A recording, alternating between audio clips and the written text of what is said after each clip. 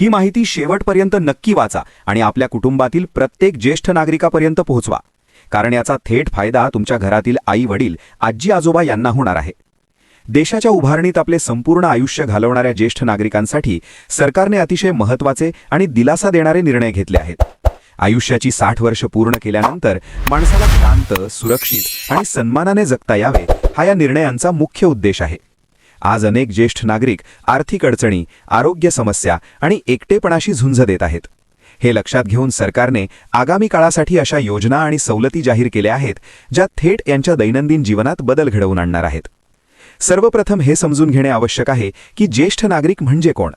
आपल्या देशात 60 वर्ष पूर्ण केलेले पुरुष आणि 58 वर्ष पूर्ण केलेल्या महिलांना ज्येष्ठ नागरिक म्हणून ओळखले जाते. या वयोगटातील नागरिकांना सरकारकडून विशेष सवलती, योजना आणि सुविधा दिल्या जातात.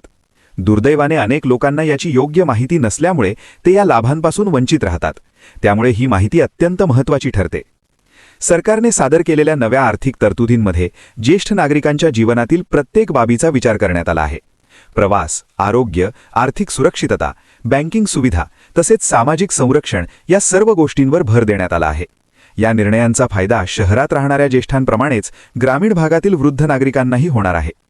प्रवास सवलतींबाबत बोलायचे झाले तर रेल्वे आणि हवाई प्रवास आता ज्येष्ठ नागरिकांसाठी अधिक सोयीचा आणि स्वस्त करण्यात आला आहे.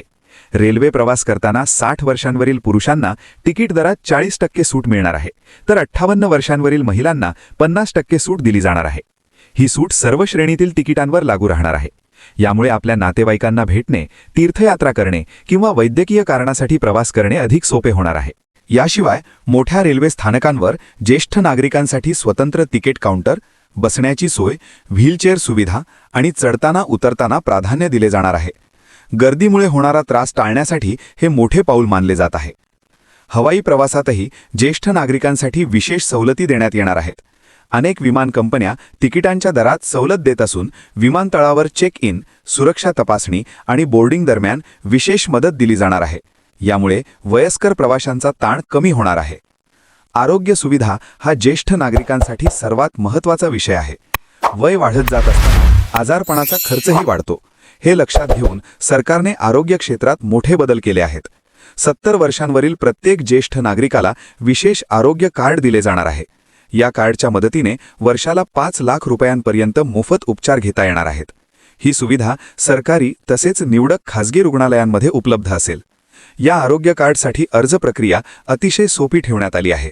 जवळच्या सरकारी रुग्णालयात किंवा सेवा केंद्रात ओळखपत्र आणि वयाचा पुरावा दिल्यास हे कार्ड मोफत मिळू शकते.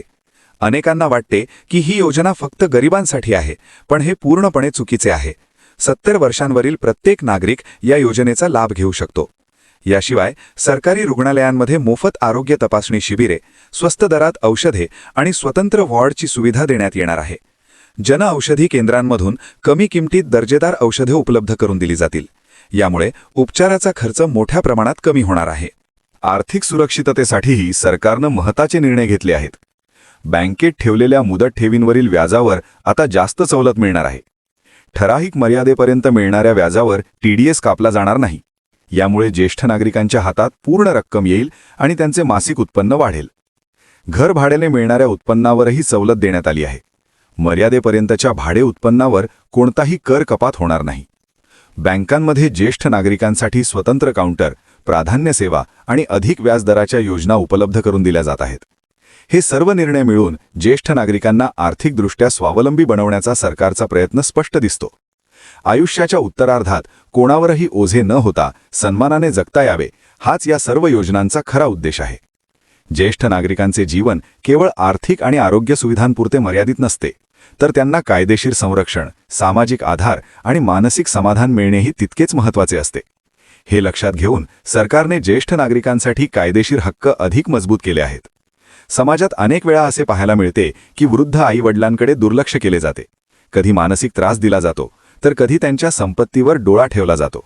अशा सर्व परिस्थितींमध्ये आता कायदा ज्येष्ठ नागरिकांच्या पाठीशी उभा राहणार आहे. ज्येष्ठ नागरिक संरक्षण कायद्यानुसार पालकांची काळजी घेणे ही त्यांच्या मुलांची कायदेशीर जबाबदारी आहे. जर कोणीही मुलगा किंवा नातेवाईक या जबाबदारीपासून पळ काढत असेल तर संबंधित ज्येष्ठ नागरिक थेट कायदेशीर कारवाई करू शकतो. आवश्यक असल्यास न्यायालयाकडून मासिक निर्वाह भत्ता मिळवण्याचाही अधिकार त्यांना देण्यात आला आहे. म्हणजेच वृद्ध आई-वडिलांना कोणावरही अवलंबून राहावे लागणार नाही. संपत्तीच्या बाबतीतही सरकारने स्पष्ट भूमिका घेतली आहे. कोणालाही जबरदस्तीने, फसवणुकीने किंवा दबाव टाकून ज्येष्ठ नागरिकांची जमीन, घर किंवा इतर मालमत्ता घेता येणार नाही. अशा प्रकारचा प्रकार घडल्यास संबंधित व्यवहार रद्द करण्याचा अधिकार कायद्याने दिला आहे. यामुळे अनेक ज्येष्ठ नागरिकांना मोठा दिलासा मिळणार आहे. कायदेशीर अडचणींमध्ये अडकलेल्या वृद्ध नागरिकांसाठी मोफत कायदेशीर सल्ला आणि मदत देण्याचीही व्यवस्था करण्यात आली आहे. देशभरात विशेष हेल्पलाईन क्रमांक, कायदेशीर मदत केंद्रे आणि मार्गदर्शन डेस्क सुरू करण्यात आले आहेत. संपत्ती वाद, कौटुंबिक वाद, फसवणूक किंवा छळ यासारख्या प्रकरणांमध्ये ज्येष्ठ नागरिकांना आता एकटे लढावे लागणार नाही. यासोबतच सामाजिक सुरक्षिततेवरही सरकारने भर दिला आहे. सेवानिवृत्तीनंतर अनेक वृद्ध नागरिक एकटेपणाने ग्रासले जातात. त्यामुळे त्यांच्या मानसिक आरोग्यावर परिणाम होतो. हे टाळण्यासाठी विविध शहरांमध्ये आणि तालुक्यांमध्ये ज्येष्ठ नागरिकांसाठी विशेष सामाजिक केंद्रे सुरू केली जात आहेत. या केंद्रांमध्ये भेटीगाठी, चर्चा, योग, ध्यान, सांस्कृतिक कार्यक्रम, भजन, संगीत आणि विविध छंद जोपासण्याच्या संधी उपलब्ध असतील. या सामाजिक केंद्रांमुळे वृद्ध नागरिकांना एकमेकांशी संवाद साधता येईल, अनुभव शेअर करता येतील आणि नव्या मैत्री निर्माण होतील. अनेक वेळा फक्त संवाद आणि सहवासामुळेच माणूस मानसिकदृष्ट्या सशक्त होतो आणि हे केंद्र त्याच उद्देशाने सुरू करण्यात आले आहेत. या केंद्रांचे सदस्यत्व अत्यंत अल्प शुल्कात किंवा पूर्णपणे मोफत असणार आहे. मनोरंजनाच्या क्षेत्रातही ज्येष्ठ नागरिकांसाठी विशेष सवलती देण्यात येत आहेत. चित्रपटगृहे, संग्रहालये, उद्याने, पर्यटन स्थळे आणि सार्वजनिक कार्यक्रमांमध्ये तिकिटांवर सवलत दिली जाणार आहे. काही ठिकाणी स्थानिक बस, मेट्रो आणि सार्वजनिक वाहतूक सेवांमध्ये मोफत किंवा सवलतीच्या दरात प्रवासाची सुविधा आधीच सुरू आहे आणि ती आणखी वाढवली जात आहे. पेन्शन योजना हा ज्येष्ठ नागरिकांच्या जीवनातील अत्यंत महत्त्वाचा आधार आहे. अटल पेन्शन योजना, वृद्धापकाळ पेन्शन योजना आणि इतर सरकारी पेन्शन योजनांमध्ये सुधारणा करून त्या अधिक फायदेशीर करण्यात आल्या आहेत. नियमित मासिक उत्पन्न मिळावे यासाठी या योजनांचा लाभ घेणे आवश्यक आहे.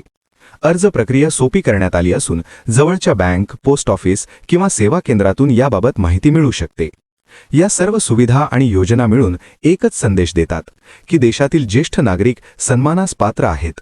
त्यांनी दिलेल्या योगदानाची परतफेड म्हणून त्यांना सुरक्षित, स्वावलंबी आणि आनंदी जीवन देणे ही समाजाची आणि सरकारची जबाबदारी आहे.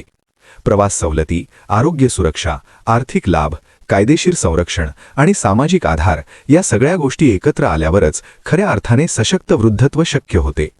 आजही अनेक ज्येष्ठ नागरिक माहितीच्या अभावामुळे या योजनांचा लाभ घेत नाहीत. त्यामुळे ही माहिती फक्त वाचून थांबू नका. आपल्या आई-वडिलांना, आजी-आजोबांना, शेजाऱ्यांना आणि ओळखीच्या वृद्ध व्यक्तींना याबाबत जरूर सांगा. योग्य वेळी योग्य माहिती मिळाल्यास त्यांचे आयुष्य अधिक सुखकर होऊ शकते.